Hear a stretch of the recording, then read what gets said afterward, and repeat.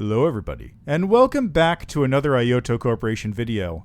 Today, we're taking a look at 5D chess with multiverse time travel. You know, it's a normal chess game. So let me show you here. You have the ability to play a practice mode, which is, you control both sides, so you can set up the board how you like, or if you're doing some sort of local multiplayer thing, you can do it with that, or you can do it via Steam's local multiplayer, or, you know, any number of options. This is a mode that will allow you to set up the board how you like, test out different things, learn the game at your own pace, as long as you don't mind not having somebody to play against. There is CPU matches, which, as you expect, would just be regular games against the computer. And there are various kinds of online match. So you can set up a public match with whoever. You can play custom matches where you set whatever rules you want, and you can select a private match for just playing with somebody who set up a custom match. You know, relatively normal chess stuff. I wish the practice was a little bit more in-depth, I guess you would say, in terms of features when you're playing with another person, but I guess it's not really intended for that purpose. You also have a number of puzzles here, which they're sort of like mate in one, mate in two, different technique things. They're chess puzzles. That's what they are. If you've seen chess puzzles before, if you played chess, it's just little pieces of that. It's a good way to learn the mechanics of the game. And speaking of the mechanics, there is a thing here for rules. It gives you information on how the game works, information on how different things interact, that sort of stuff. Now, before I get too deep into the game, I'm just going to point out that the settings are hyper minimal. The only real option is full screen and auto perspective flip while doing practice mode. Like, the sound only occurs when you make moves or confirm moves. It's just like a little doom, doom, doom. You'll see it in a minute. And the ambience is the sort of dull background roar that you can hear if I quiet down for a second. So that's the ambient volume. It's not much. It's nice that it's there because it's better than absolutely nothing. The deafening silence is terrible, but it's not much to talk about. But anyway, what is 5D chess? Well, let me show you here. I'm going to start with white just to make things easy for myself. You have a lot of variants. Standard is your normal 8x8 grid with all the pieces, and then you have random, which selects from all of them. You have small, you have only rooks, only knights, no rooks, no knights, a whole bunch of different things. So let me just do a miscellaneous small one, for example. So you see it's this little teeny board. You have a fraction of the pieces, and you can play like that. And it is very useful that you do this because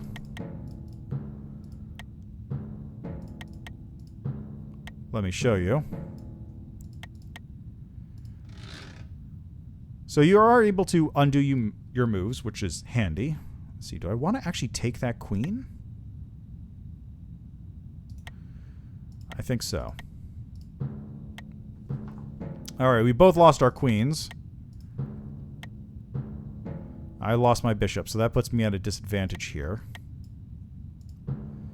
I've also lost my knight now. Okay.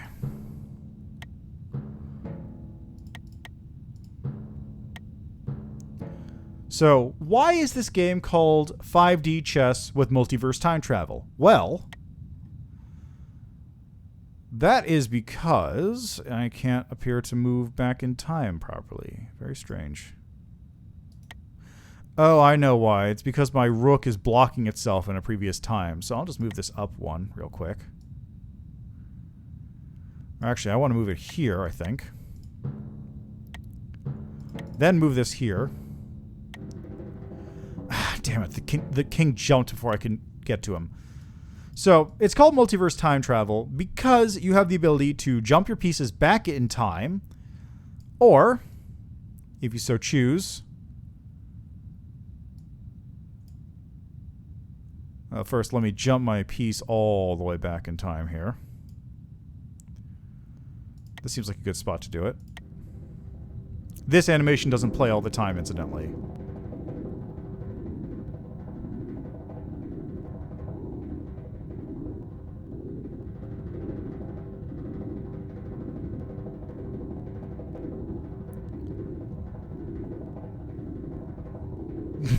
It's a little goofy, not gonna lie. All right.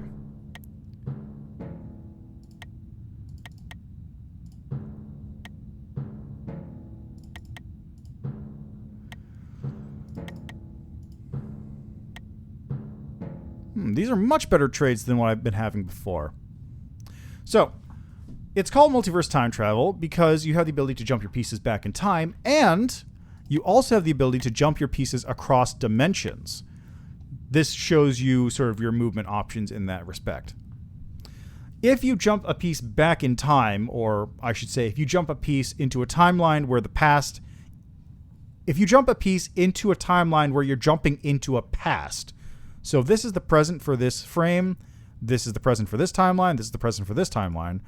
If you jump a piece into the past, it'll cause a diverging timeline, which is what happened here and what happened when I moved my rook over here. Each of the pieces follows their normal movements in the game, but will also follow their normal movements across timelines. So you can see here, it's able to move however many spaces up, down, left, right, diagonal, but it's also able to move diagonally across dimensions and across timelines in either direction. And it has a maximum range. In addition, because you're moving through chess, it's the reason I couldn't move my rook before. Other pieces in the same spot in the timeline will block your piece from being able to move there, which is why these two views come in handy. You have your history view, which lets you look at things along the timeline axis, and the parallel view, which allows you to look at things along the current time, present time dimension. And you're also able to change your view here to see what the movement options are across all these timelines. So in this case, I can see here, I can move my queen up here on the normal board. I can move my queen into this timeline where the queen was gone already, which would splinter off into a new timeline.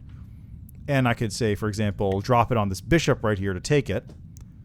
Or I can move it back in time, take this pawn right here next to the king and put it in check right at the start of the game, but it would create a splintering timeline where the game would continue on from there as well.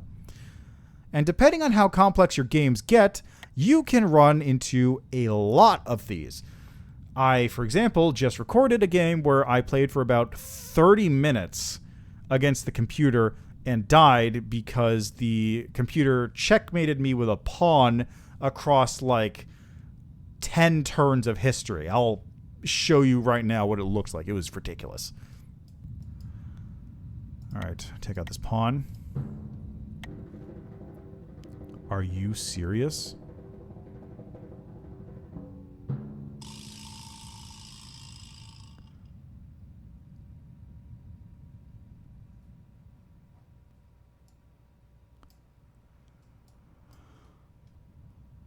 Okay, so that rook that was about to take moved all the way across to this point in time, took my knight, create a split timeline here where the pawn could take my king.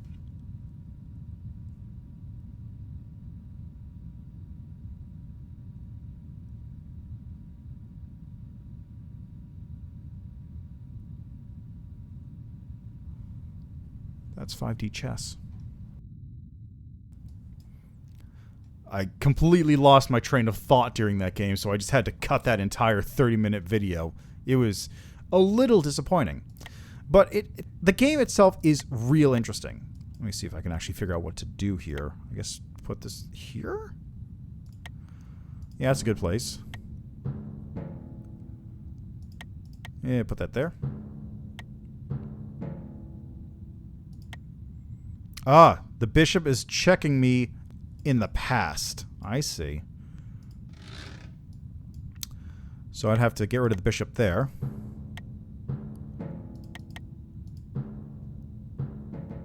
I won! Because... Oh, this is actually great. Okay, so obviously I won because my rook is checking the king here, right? But then the king could also just move out of the way. Could move here, wouldn't be able to check it. You want to know why I won?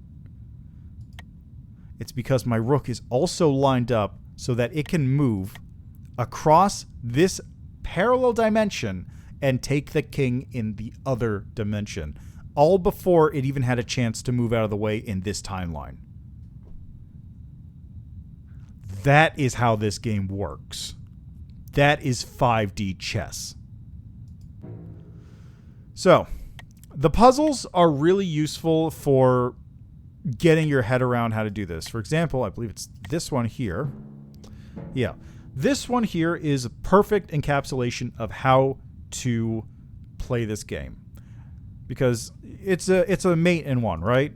Or checkmate in one. You have to checkmate this king in one turn. You can't checkmate it normally because the king will just move out of your way. Can't really do anything there. But if I move the rook here, by looking at the past movements, the rook is in the same position as the king was at the start of the game, and so it's able to checkmate it in the past, even though the king is over here, because the past cannot be changed. It's such a cool idea for a game. Now, that said, that's really all there is to the game. It's not a whole lot. I say not a whole lot, but it is literally multidimensional chess. So there's two problems I'd say the game has right now. First is that local multiplayer is not really intended in this game, as far as I can tell. You can do it with the practice mode, but it lacks a lot of the, how should I say, little bells and whistles that would make a good local multiplayer version of the game. For example, I don't know, maybe some kind of move timer so you can't take forever on your moves. Maybe make the UI a little cleaner when you're switching between sides. Maybe add a couple things that make it easier to see, like, okay, I move my piece here, but also being able to see what the other person's pieces are doing or what they're capable of. Because I didn't really find a way to check, like, oh, I'm moving my piece here, but can his pieces move to take mine? So you have to sort of take into account the other person's movements without fully being able to comprehend them. It's not the easiest thing to take care of, especially in this game. You need all the help you can get when the computer is able to calculate out multidimensional chess by itself. So that's just the one problem, really. That's the one problem I have, is just it's a little tricky to keep track of everything sometimes. Couple little things to ease that up, make it fantastic. The second problem I have with this game is that it is not 5D chess. It is 4D chess. So, let me just open up a puzzle real quick. Chess normally has two dimensions. You can move your pieces up and down or left and right. However, by virtue of existing in the real world, chess is also 3D. You have a upwards direction to the pieces, the board, etc. But you don't move along that axis. You only move across the XY plane. So it's 3D by necessity, but it is not a three-dimensional game. This adds an extra element to it. You have the ability to move across time, and you have the ability to move across parallel timelines. That's two more dimensions of movement, but that only adds up to 4. Normally, there is a 3D version of chess. It's kind of dumb. I have a board someplace in my house. It's like a 3-tiered thing, and then there's like specific points at which the chess pieces can go up the board. It's not that good, honestly. But like, if you added that to this game, it would become 5D chess, because you actually have all 5 dimensions that you're displaying, or that you're insinuating are in the game. But as it is, no, it's just 4D chess. I guess you can't really sell it on that, but you know, it's more accurate, I'm going to say. Then again, if you did add the third dimension, it would probably become unplayably difficult. So take that into account.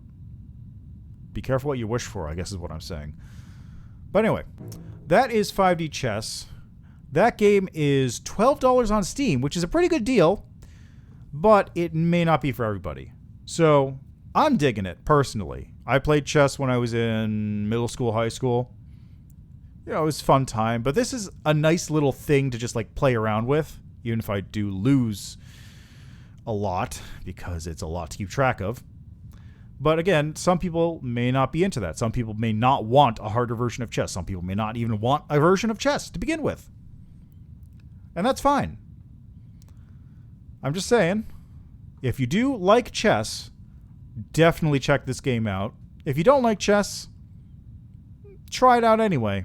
Maybe you'll find out that you have a new favorite game. Or maybe you'll find out that you hate the idea of multiple dimensions and hope they all burn out. So that's been 5D Chess. Thanks for watching, and we'll see you next time.